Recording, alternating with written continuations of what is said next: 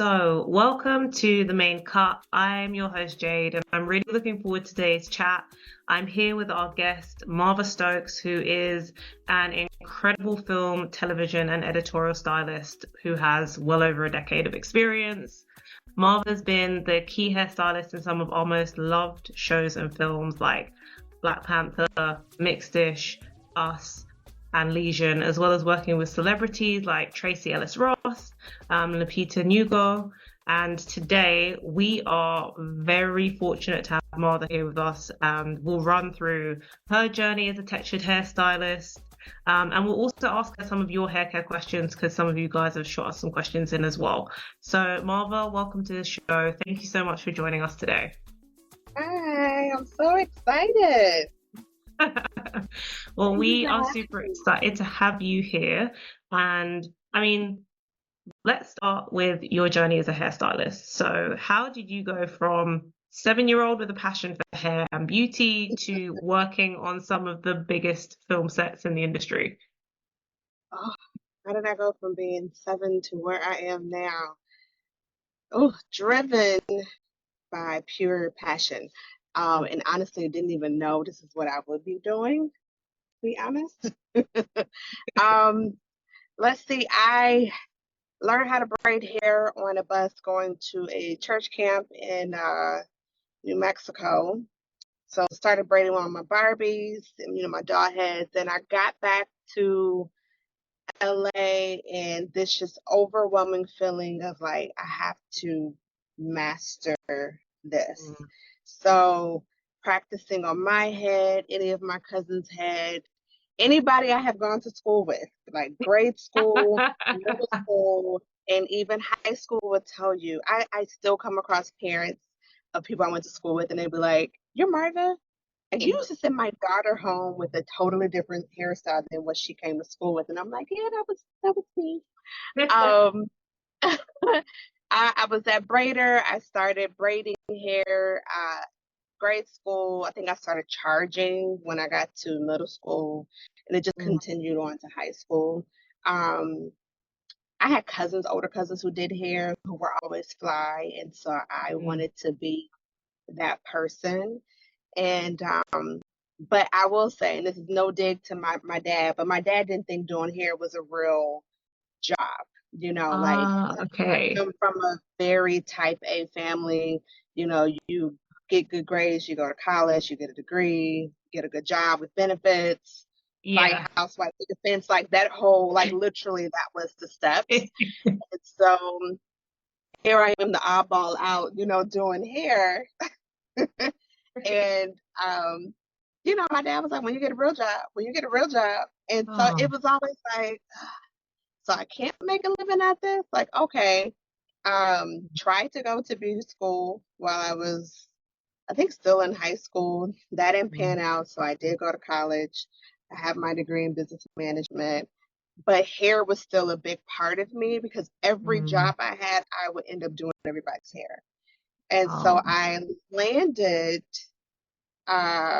let's see, was this after I graduated college? I think I thought I was going to be a teacher. Let me make that clear. Okay. Because I used to tutor kids when I was going through college. I worked at the parks, tutoring kids, and I worked at a charter school, became a site director. So I really thought I was going to be a teacher. Okay. I saw some stuff and I was like, yeah, I don't think that's going to be for me. And so I switched over and I became a banker at a casino. And it was right. Right. And so I actually started doing all the people hair, like the dealers, some of my coworkers, people would come in like, who did your hair? So it was like that girl on that table over there. And when I started to have dealers, and I'm talking about like different ethnicities. So you're thinking like Korean, Taiwanese, Cantonese. When you have these people asking you to go into business with them, I said, okay, so they see dollar signs. Right. So that means I can make money for myself. And so I literally had a very real transparent conversation with God and was like, you're going to have to make the role very clear for me, like what to do. Mm, And is this supposed to be my life? And so mm, I looked into a few schools, Paul Mitchell, Aveda, I think Vidal Sassoon, mm, and I ended up at Aveda. mm. And I was still working the casino, and it was to the point where I wasn't getting no sleep because I was working nights at the Oh, casino and then going to school during the day. So I was not sleeping. Mind okay. you, I had a baby too. So it Oh, was wow. like something has to give. And so Hmm. I quit my job in 2014, and I've never looked back. I graduated from Aveda in 2015, and it was at Aveda. Aveda used to have these like volunteer events where you can do on like Saturdays, Sundays, and you can get extra hours. And it Yeah. was a beauty event that I did that was put on, what I later found out was put on by a husband and wife couple who were producers.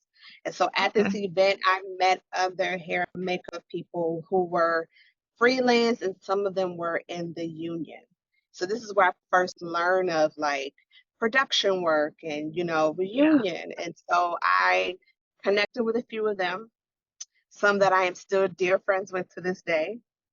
And one of them in particular, her name is Rocky. She's a makeup artist. She referred me for a short film. They needed a Um, hairstylist to do 1940s hairstyles. Let me tell you, I did not know how to do not near 1940s nothing, okay? And I went to a teacher at Aveda and I said, I need to know, because he was kind mm, of retro. And I said, I mm, need to know how to do a few 1940s hairstyles. And he showed mm. me at my interview. I get this job and I worked 18 hours the first day, made $150. Will never forget this. And I loved it, girl. Like, I want to do this again. I'm so tired, but I want to do this again. And this is where I really feel like I fell in love with film, or the Mm. art of, filmmaking. And I don't remember the lady's name, but I remember her clear as day. She was, I think she was the first AD. And I don't know if she knew I was green, but she took my hand and she Oh. just kind of talked to me and told me like, okay, this is last looks, this is what you do. And I Okay. just soaked up everything. But the fact that another Black sister Mm, on my first short film could see something in me, right? That was like, let me just put her up on game. Let me tell her what she needs to know. And I just followed mm, through, and that was my first short film. And from there, I learned that I needed to network and find other people who were doing these, like short films or projects. yeah. And it just grew. It literally grew from there to me finding someone to mentor me. And it was from there, like I want to get into the union, and got my days and got into the union. So from Mm, 2015, where I first learned of production, it mhm. took me 3 years to do Wow. all of that and then get into the union in 2018. Okay. And once I got into the union, it took off.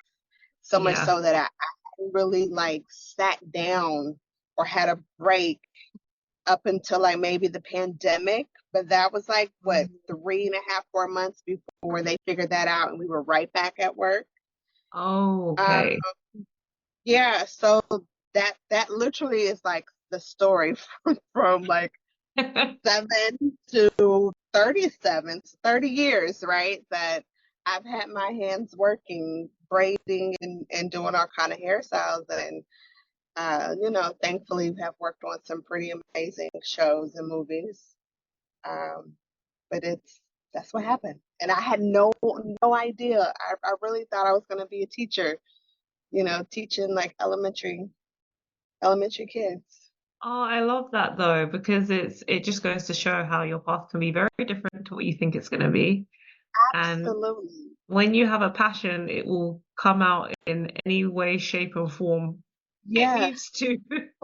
Yeah, it will literally drive you. I still know a few teachers, and what they have said or told me, one in particular was like, if you look at what your children are doing now, like what they love to do, if Mm-hmm. you help feed that, that's more than likely something that they can do as a career and Mm-hmm. make, a lot of money. And so he this is my godfather who was my science teacher when I was younger, but he was saying, you Oh, always did hair.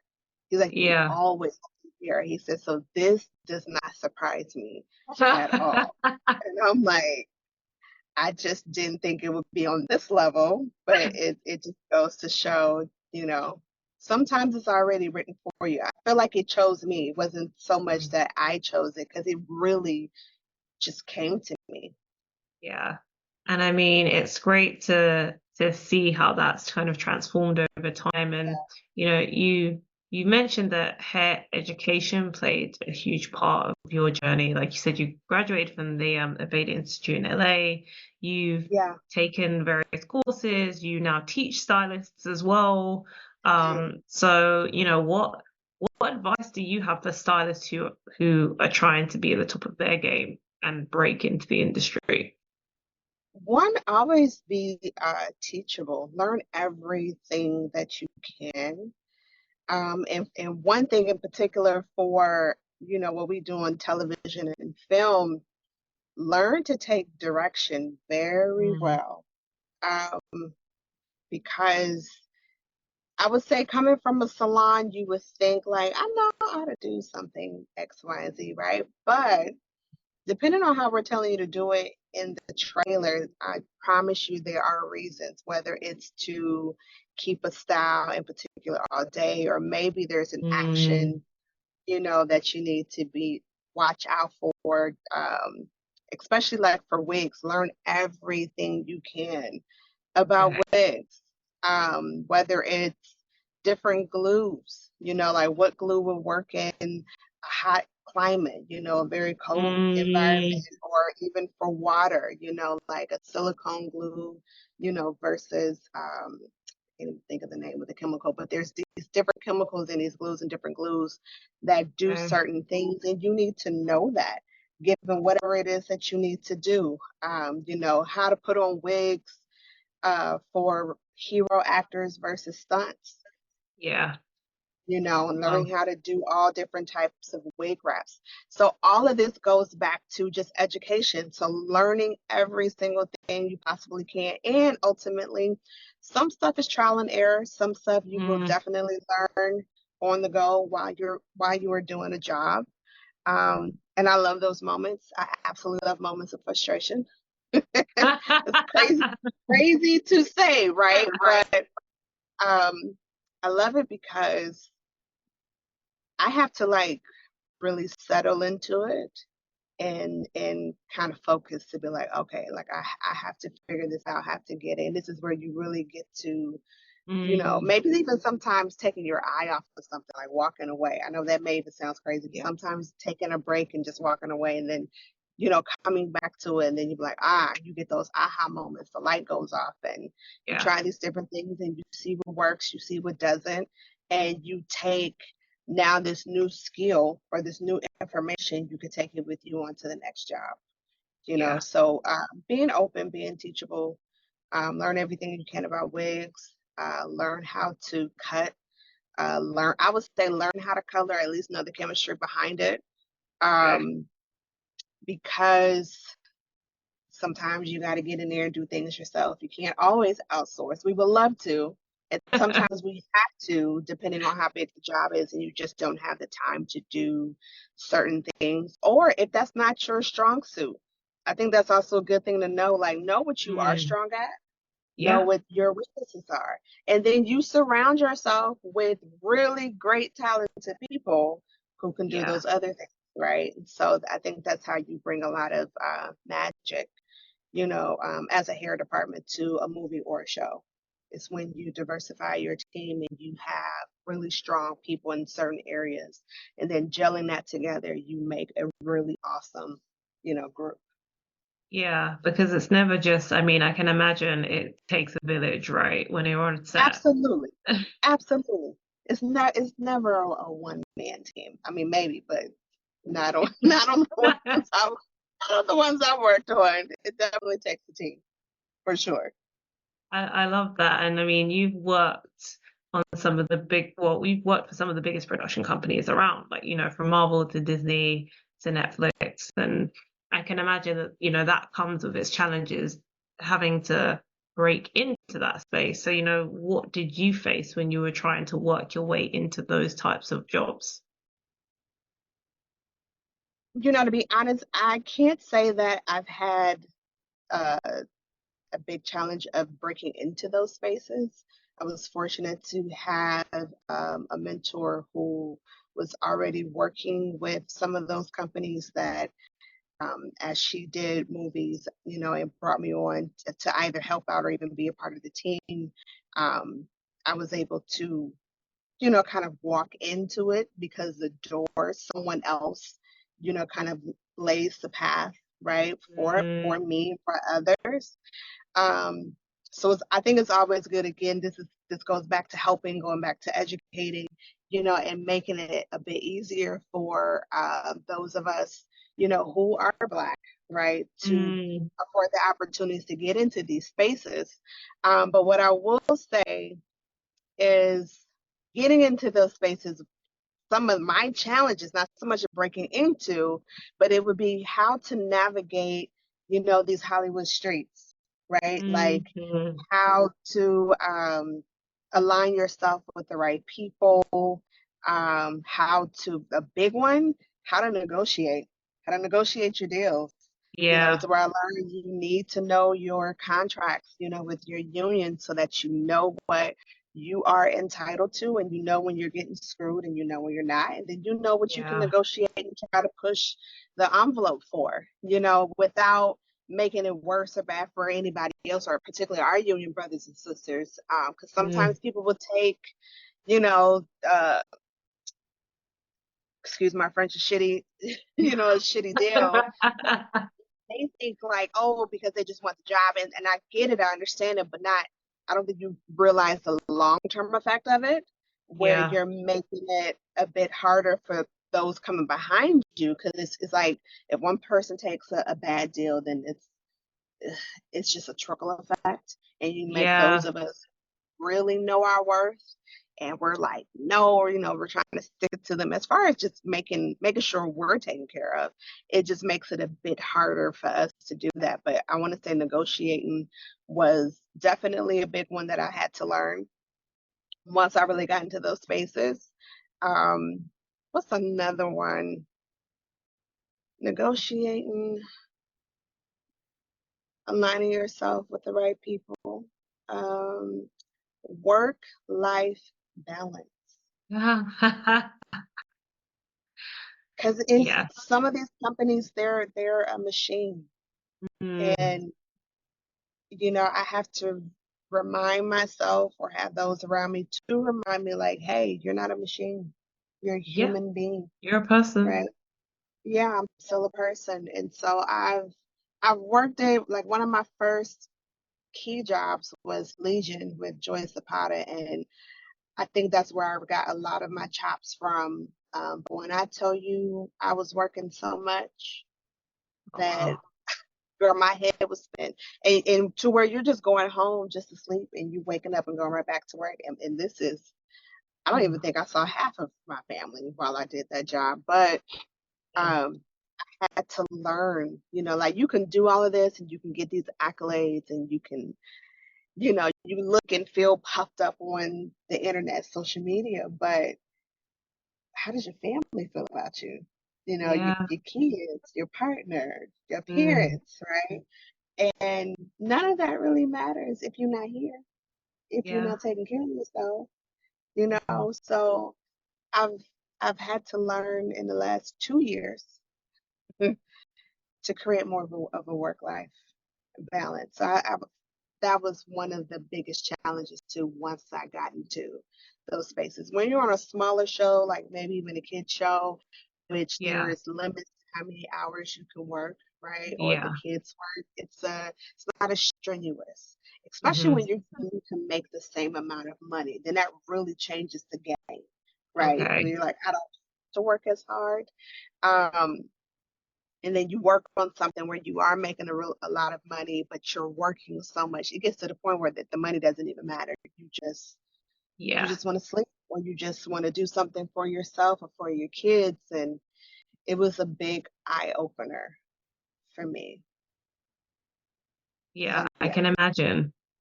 And I mean, there's lots of people that aspire to do what you're doing. They want to be working on sets or, in certain environments where they get to experience things that otherwise they wouldn't be able to.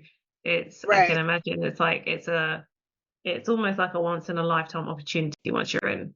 And Hmm. you get to go through all of these processes, these experiences that most people just don't get to have and see. So, for the people that are, or for the stylists that are considering it and thinking, you know what, this is, television, film, editorial, that's something I'm interested in.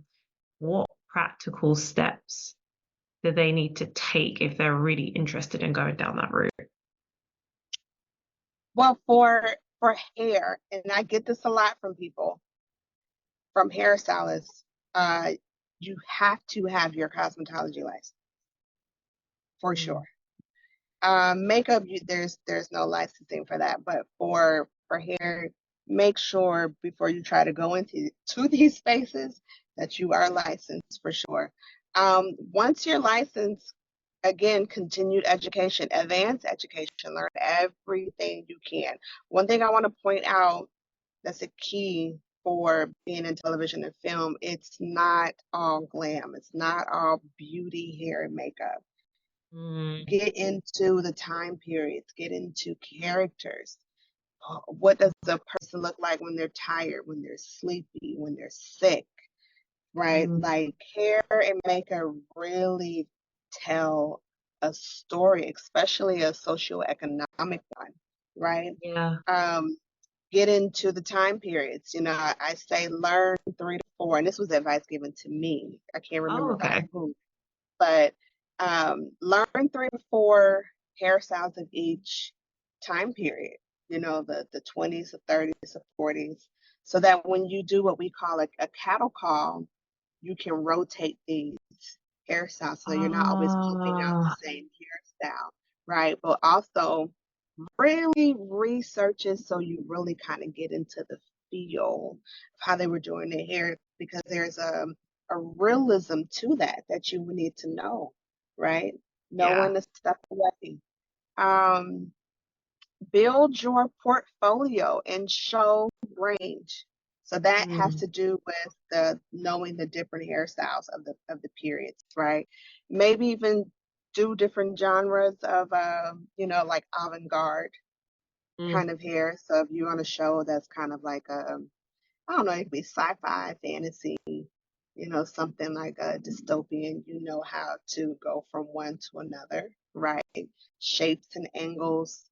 Um, Once you build your portfolio network, find, there's AFI, there's the New York Film Academy, there's most of these colleges have like some sort of film sector, right? yeah. But I actually was able to build my portfolio through AFI. You can call AFI and you can put your name on a roster for hair and makeup artists. So as their students are going through their cycles, they do what's called cycles and then thesis. They need a thesis to graduate, if I'm not misunderstanding. But they pay, may not be a lot, but they pay for a hair and makeup artist. This is actually where you can learn really all the stuff that you need to know for being on set, because that's how I, Oh, yeah. that's amazing. And you can build up your resume that way. And again, some of those people that I worked with, I'm still good friends with to this day. And as they've gone on become producers and directors, guess what? You want to become their go-to person. Yeah. So have people to reach out to me. Now, granted, I may be busy and not available, and I sometimes hate it, but it's a good problem to have. Part of cultivating really good relationships with people. And I would say for people to learn how to network across and not always up sometimes. Yeah. Yeah, So yeah. who's within your circle, or expand your circle and see how you guys can collaborate and make some art, right? Um, I think once you get that, find a mentor and really do some research on your mentor. The mentor, the purpose of it is to show you how to get to where they are, the Yeah. pros and the cons, right? And so I will say it's with social media, it's easy, or at least you think you have a bit more access to people. But really do some research on who it is that you want to be your mentor, and I mean, ask questions. And mentorship is a two-way street too. You know their Yeah. value, right? They need to see your value because you're asking them to invest time into you. And Yeah. so learn how to reach out once a month, maybe, to extend your services, to say that you're available. It was one of the things I did. I reached out once a month. I emailed, Mm. and it got to the point. I don't know how many times I did it, honestly, until, you know, um, she would ask, like, hey, you want to come help load in the trailer? You want to come help curl some Oh, wigs? nice. And every time I would change my schedule because that's how bad I wanted to get into the union, but anytime she reached out to me, I would go. I never asked to be paid. I never said, when am I going to be working with you? And I never did that. I just went, I did what I was asked to do, Mm. and I always learned something when I was Mm. there. And that was payment enough for me. I just knew at some point my time would come and I would get into the youth. And that happened. Yeah. And I'm saying this so that those whoever are listening who are interested in, being in the union and coming onto film sets is to not always think that the money is the only currency, Yeah. Yeah. right? Yeah. The relationship could be a great currency. Yeah. And your time would come. If you don't even think about the money and it's all about the passion, like my passion, my dedication, my perseverance, right? That's what got me here. Do you know what I'm saying? And I never once was always just looking for the money. When am I going to make it? If I did that, I would have stopped a long time ago. I Mm. worked 18 hours and got $150, you Yeah. know? And I also did a lot of stuff for free because it wasn't about the money. Sometimes it's about, building your portfolio, building your resume, getting the experience. And a lot of times you find out that someone's there and they're watching you, Yeah. right? Yeah. And I've gotten so many calls from a producer or just someone who remembered me from some set. I don't even Mm. half the time I don't even know who these people are. you know, but just being on set, being cool, doing your job, working at a level of excellence. Mm. Um, and for me, it's look, I'm just here to do hair and go home to my babies. Okay. Start to learn what's important, what's not. Um, but I would say those were my key steps. It may be Yeah. different for someone else, but those were my key steps as to how I got in and how I think someone else should get in. I've been fortunate and blessed to have helped a few other people to get into the union. Mm. So, and I would think that those steps have worked, obviously. Yeah. Well, no, I mean, like your experience speaks for itself. It's definitely worked. So no one can argue with that. Thank God he's made a But, way. but I mean, you've worked on, like I said before, so many different productions. What have you enjoyed working on the most, and what is a memory that you will never forget? Oh, okay. I'll do the last part first. So the memory I would never forget. Um, I had a stunt guy on Black Panther. Mm. His name was Jenin. Jenin, we had this wig on Jenin, and this was he was doing an action where he was diving into the water. I mean, like a full like dive. Full And body dive. girl, yes, and so he has on his wig because he has like a short haircut underneath. And I was on set and I'm watching him do this action. And mind you, we'd already went through like the different glues, what we need to use, because the whole movie was just this waterworks kind of thing, right? Okay. And girl, I am praying to God that this wig does not come off. because I mean, you hear it, like you hear the impact, right, of him going into, and you're praying every time he come up, the wig be on. Girl, I want to say about the fifth or sixth time this man did this dive, and he came up and that wig was not on. I was like, my heart just sunk. And I really was like, my life is over, my career is over. Like all these things are going through my head. And girl, when I tell you, shout out to the hair team. Um, I'm trying to think who was with me on that day. I know it was like Victor and Jason and a few others. When I tell you, they all rushed over and helped me like dry his hair. You know, we got the blow dryers out because this is all on set. You're not in the trailer, right? Like you got to be prepared. And we all trying to get him dry so we can, one person holding the glue and the brush, and we tried to wrap him down real quick. And because you like, they gotta go, And Yeah. girl, by the time we got the wig back on, they wrapped him, and we was like, y'all would do that. But I would never forget that because shit happens. That's one. But two, I just dove straight into like, okay, I'm not about to let this happen to me again. Right? Like I gotta figure out a different glue situation or how I'm gonna wrap. Like, because when I first got there, they talked about some of the things that happened on the first one and how they had like pieces coming off and floating in the water and right. So it's kind of like one of those things, like it happens, and once it happens to you, you will never forget it, and you'll have your experience and you'll try to figure out what to do the next time. And baby, when I tell you I figured it out, 'cause I was like, oh, ain't no more wigs coming off, okay? Not when it comes to the water. So I would never, never forget that. And we actually figured out a couple of things on that movie that I still use to this day now. You learn something and you take it to the next show or the next set, or if somebody calls and they're like having the same kind of situation, you're like, all right, well, we mixed this with this and we was able to concoct, this solution together, and that helped that. So kudos to that. It was a major moment in my career, in my life. I will never forget that. But a job that I enjoyed the most, or maybe the most memorable, it honestly two. Legion for one, because again, that's where I got my chops from with Joyce Zapata. She was my department head, and I just learned a lot. She really taught me as just how to be a key, but how to also run a department. And each job that you go to, everybody runs their department different.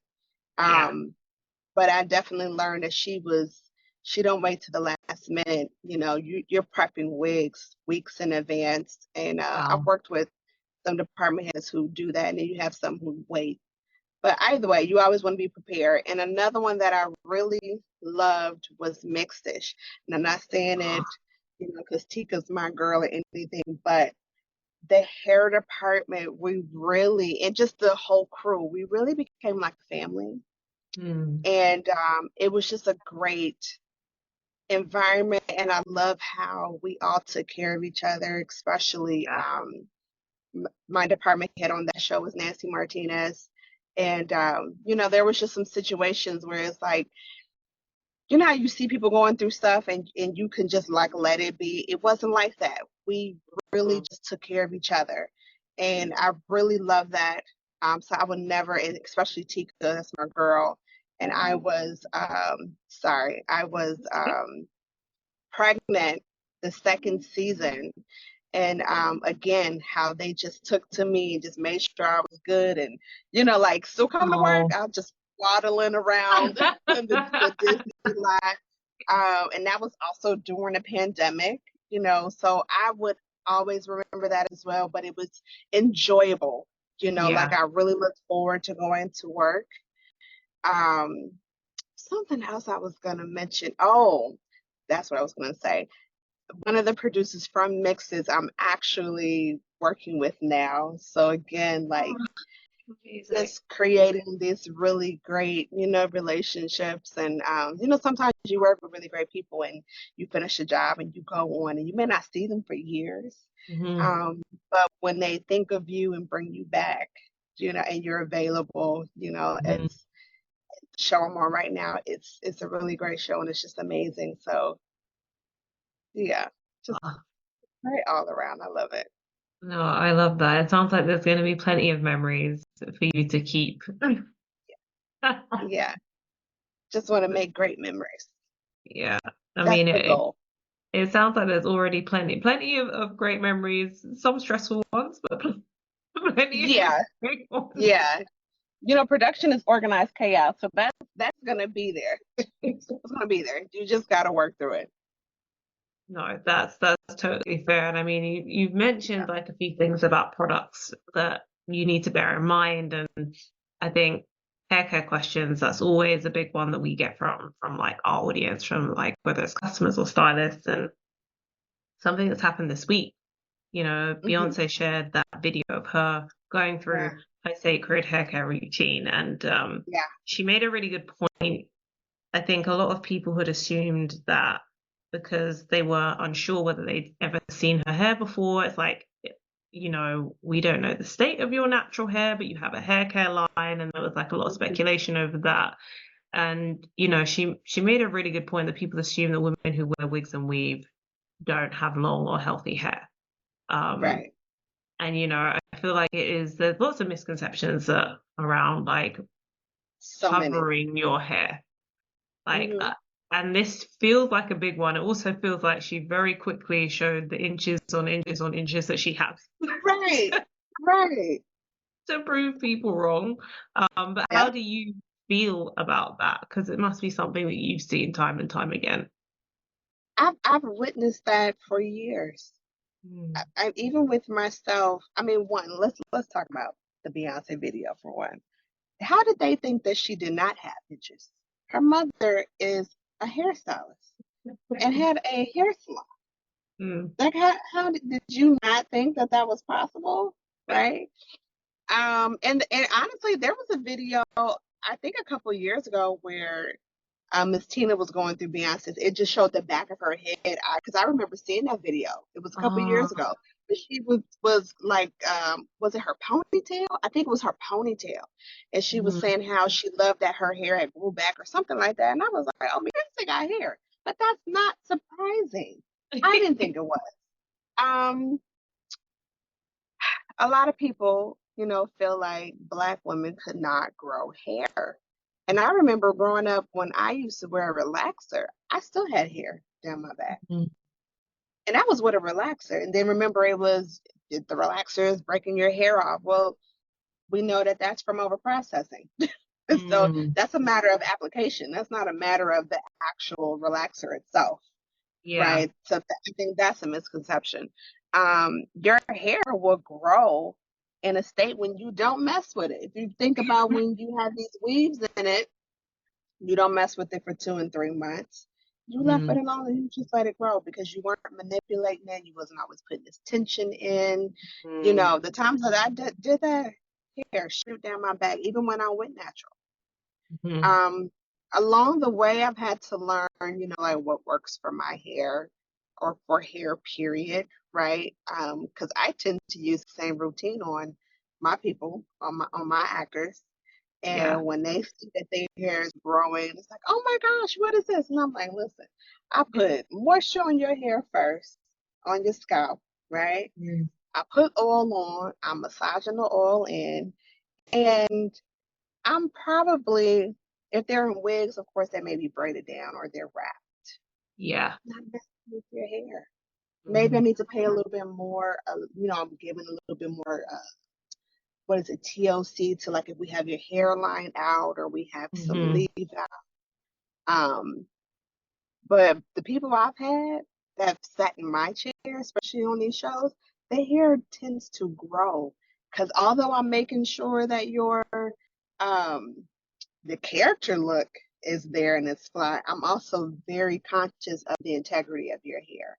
What I do Mm. not and what I will not have is that your hair broke off, or was damaged from Mm. me doing your hair, like while you were doing the show. I'm No, we're not gonna do that. We're gonna do both. So yes, Black women can grow long hair, okay? Just it's simple steps. Keep up with Mm, your trims. If you have split ends, they're just going to continue splitting up the hair shaft. So you mm, have to cut it. Stay on top of that. Deep condition, once a week, maybe once a month.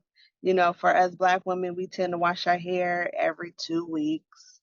I've learned now at 37, I have to wash my hair like once a week. I hate it, but our bodies change, and that's another thing that yeah. happens too. Your body changes, and you got to figure out what's going on and do what's best for what's going on with your body right now. So my hair, Mm, because I color it as well, needs to be hydrated more, so I have to wash my hair more. There's okay. just so many things, but it's simple things. It don't take much. It Mm, really does not take much, and you can have long hair down your back. Be conscious of what you're eating, because mm, your scalp is really it, and that's from what your intake. So what are you mm, putting into your body? How much water are you drinking? How much, leafy greens are you eating, and nuts, and all of that plays a part, mm. in your body and how your hair grows. So, but I feel like it's simple steps. It really is. It's not rocket science. At least I don't think it is. Yeah, I I mean, feel I think like the big problem is that people feel like I think length is say an overrated goal. I think health should come before way length. more You can important. have both, You can. but, but let's aim for health first. Yeah. That's way more important. I feel you can't have both, but I had someone this morning, girl, and I was like, you really need to let me cut your hair. Just Oh, no, I don't want to do that. I said, okay, but the concern was the breakage. Well, Mama, this is why. yeah. This is why. And I get it. It's a bit more emotional, for other people, but you can have both. I love the natural hair community. I am back a part of it because I cut off my relaxed ends. I cut my hair off, like all off, like a year ago. So now I'm over here, little Afro shawty, trying to grow her hair back. But when I was natural some years ago, when I did my wash days on was it Sunday? And I happened to like just pull my curl down one day and was like, okay. So I realized it grew even more. It Mm, got, but that's when I was really on top of making sure my hair was hydrated. mhm. I did my little lock system, of layering those products in, and I wore it out. And I was like, all right, I'm not gonna mess with it until next Sunday. That's when I saw the most growth for me, for sure. And staying on, top of my trims. Yeah. But we a lot of us nowadays got long hair. My daughter, long, long Mm, hair. Yeah, so it's possible, and I love to see more of it. I love it.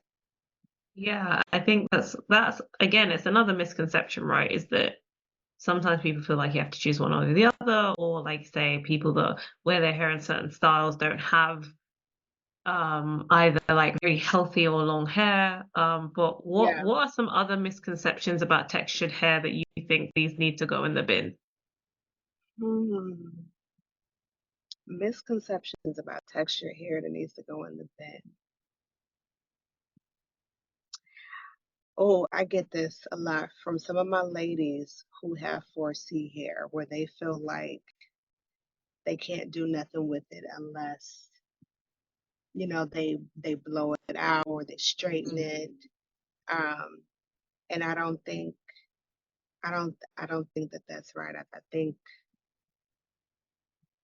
it's actually really disheartening to see it, because they mm, really believe, and it could even just be a stigma of what you see in the media, right? Of mm, how our hair is supposed to look. So they feel like the more kinkier, or tighter the curl is, that mm, there's just nothing to do in the shrinkage, like how do I elongate this mm, curl? And for me, I think one would be just the acceptance of this is your hair and to love and accept yourself right now, because that plays much deeper than what we know as a Mm. self-identity issue, right?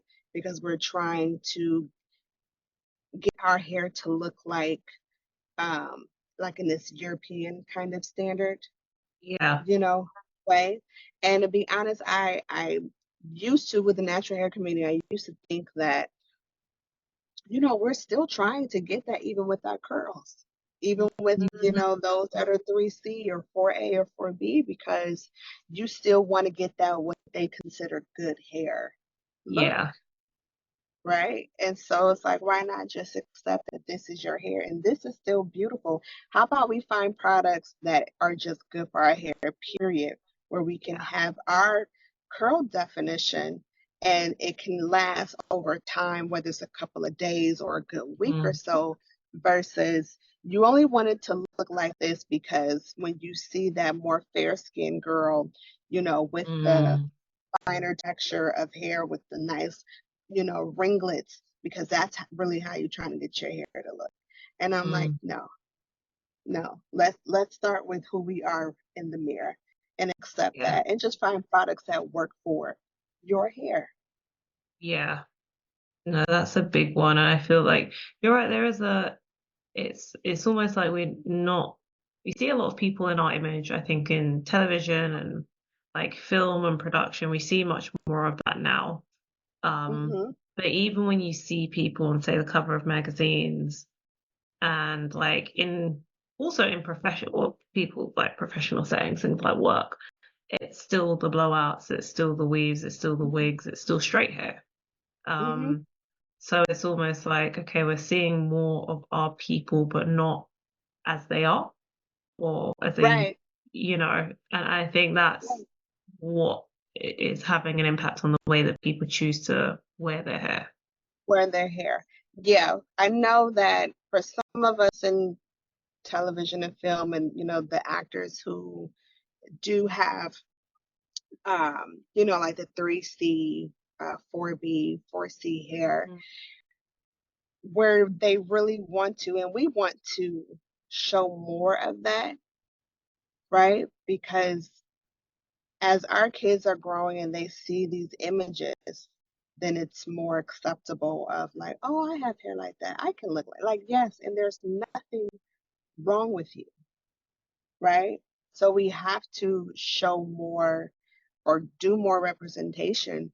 What I will say, there's the challenge with that is how do you do some of these natural hairstyles for these shows and these movies without damaging the hair? Yes. That's our challenge. And then when we have to go into doing wigs or these other styles, then your source of hair when it comes for these wigs, that's a challenge Yeah. because who has 4C hair that they cutting off so that you can put on a wig?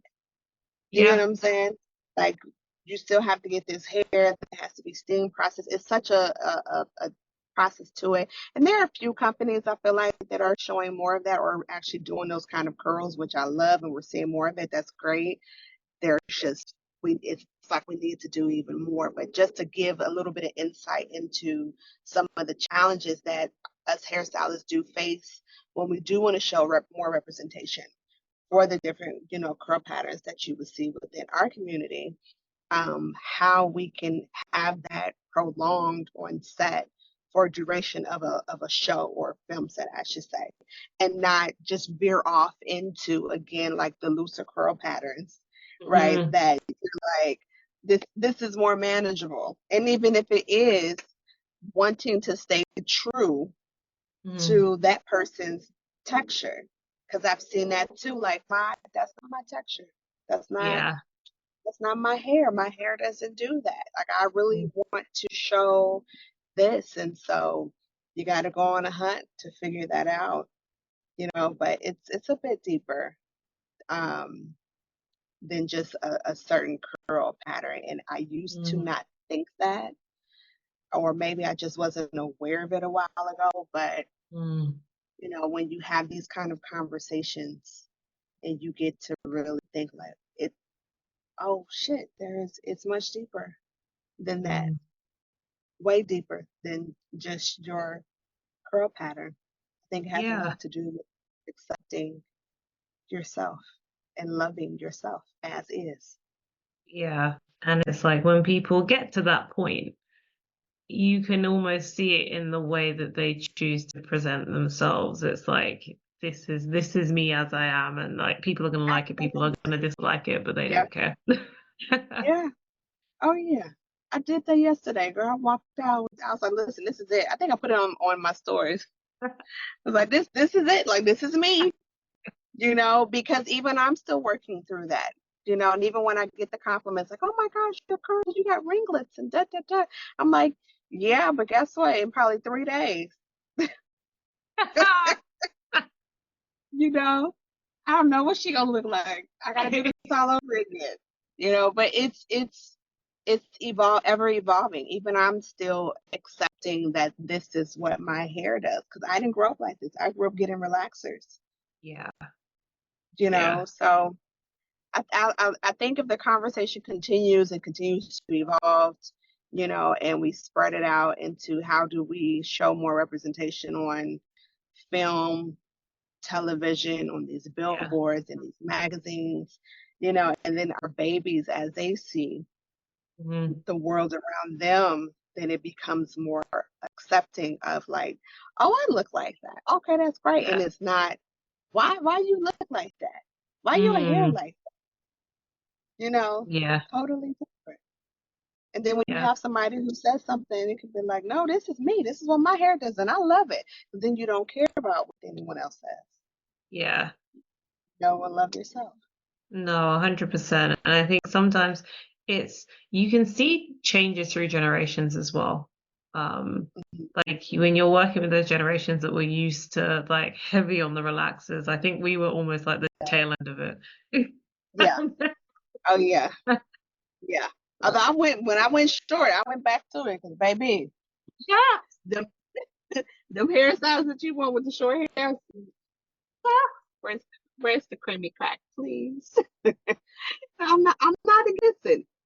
I'm not. There's pros and cons to everything. Yeah. It's just Every hair. it's making a decision that you feel is right for you, but For not you. because you have like Yeah. an ideal pushed on you. There's a Yeah. difference, you know. Yeah. Yeah. And Absolutely. and Is you know, make an informed decision. informed decisions. And I think it's part of the acceptance I feel comes from understanding how your hair works. And it comes Hmm. from having like core elements of like a hair care routine or a regime and just knowing, okay, I know these products will allow me to manage my hair really well. And it's like Yeah. that journey that people go on of discovering how to manage their hair allows them to accept it because like, oh, okay, now I know how to manage it. It wasn't Yeah. difficult, I just didn't know. Yeah. And Absolutely. it'd be great to know what are some of the core elements of your hair care regime, and what are some of the things that people should be doing regularly to make sure they have healthier hair. I'll tell you what my routine has been of as late. I was put on to a product called or a company called K18 that has like a damage shield shampoo and conditioner, and then there's like this peptide hair mask that they Mm. have. I was put onto a couple months ago, and then I was able to see about 3 people I know right now who has been using this product. And when I've seen their hair, I'm talking about like no product, like just their curls after they wash and condition. Beautiful, Oh wow. beautiful. Like even the way their curls clump together, beautiful. Okay. And I said, oh, okay, I'm about to try this. So I bought it and I've been using it on my hair. And again, the way my hair looks after I do it, wash, condition, you do the hair mask, beautiful. Then when I go into my layering, Um, a staple in my routine in my kit is Unite 7 seconds leave-in detangler, like a leave-in conditioner. Okay. So I spritz that over, and then I have Nairobi foam, which I love, and Aunt Jackie's curl custard works very well for my hair. So Okay. that's my layering process. And like I said, I recently just cut off all of my straight ends, but I'm a cutter. Like I don't believe in keeping split ends, dead ends. Girl, I'm cutting everything that ain't working for me. Okay, that's in my life. Period. So it don't look right. Cut it. Um, so I believe in always staying up on trims. Some people may not need trims every 6 to 8 weeks. I don't. Right. And probably because I'm always cut it. It can go. It'll grow back. Um, you may need it every 3 months, 4 months. Some goes every. I know one lady, she gets a trim like once a year. That seems to work for her, and her hair is really long. Okay. So again, it's what works for you, but staying up on your trims, just really analyzing your hair and what it needs.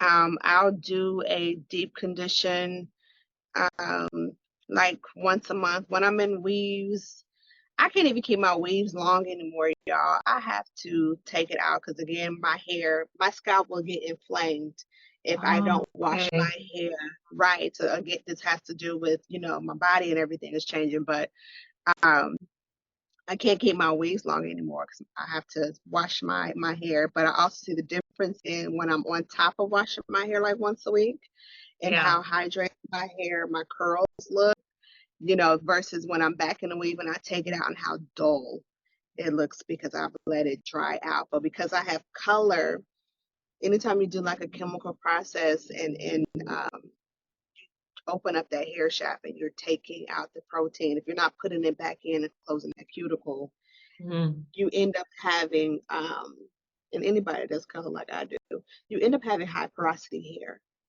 So as Oh, quickly as I get moisture, is as quick as I'll lose it. Yeah. So like if I was to stop coloring my hair, my hair would probably be in its best, healthiest shape ever. mm. Right. But I love this colors and I'm gonna keep on doing it. So that's my cross to bear. Like you just gonna have high porosity hair then. You like the color and and it's always been like that. Some people can get color and that hair shaft just close back down, that cuticle close back down, and they're good to go. Mm. Unfortunately, my hair is not like that. So I get it and I get the moisture, then it goes. So that's probably also why I have to wash my hair, Right. like once a week. Yeah. So knowing porosity, and which is one of the things that Amber and I teach in our class for textured hair, is it's good to know the porosity of the hair of the person who's sitting in your chair because that can help Yeah. determine what products you need to use, how much moisture you need. You may not need as much moisture, especially if they have normal medium porosity, but it's we found that it's been a game changer once you know the Mm. porosity of the hair. It does wonders, especially when you are using someone's natural hair on a Yeah. TV film set. Like when I'm working in Atlanta and they have very humid weather, hot Yeah. weather, wet weather at times, right? You need to know that if you do a silk press on somebody, even if they got a wig, but maybe you're using their hairline or you got a little bit of leave out, right? Mm. Is that hair going to poof up, right? Because you didn't use the right products, Yeah. right? So it's products and knowing the porosity, I think are really good, and especially for what you need it for. Mm. Know that. So you got to get into this just look how we just brought it right back around to education. You got to get Yeah. into it. The more you know, the more informed you are, you'll know what to do. Yeah. The better decisions that you as a stylist or you as a person can make for your hair and your client's Absolutely. hair, the more educated you are. Absolutely. No, I love that. And I mean, an hour has gone by very quickly. So I we're told gonna you. we're I gonna wrap told up you. with our last Okay, question. for sure. I told you to But look up and be like, it's been an hour. no, I've loved it. I've loved all of like the gems and the words of wisdom. But I mean, you have been involved in so many projects, and I can only imagine how many you either have coming up or you're in or a work in progress at the moment. So, what is next for you? What's the next big thing? The next big thing, I don't know. I'm in a space of letting God do His thing, Mm, and because I want what He wants for me, and I want to be in the right places with mm, the right people. yeah. Right now, I am keying for an amazing department head named George Guzman on Shrinking, the Apple TV show. This is the second season, so I'm excited about that. And I'm actually back working with someone who I worked with very early on in my career, actress Jessica Williams, as she's one of the leads on this show.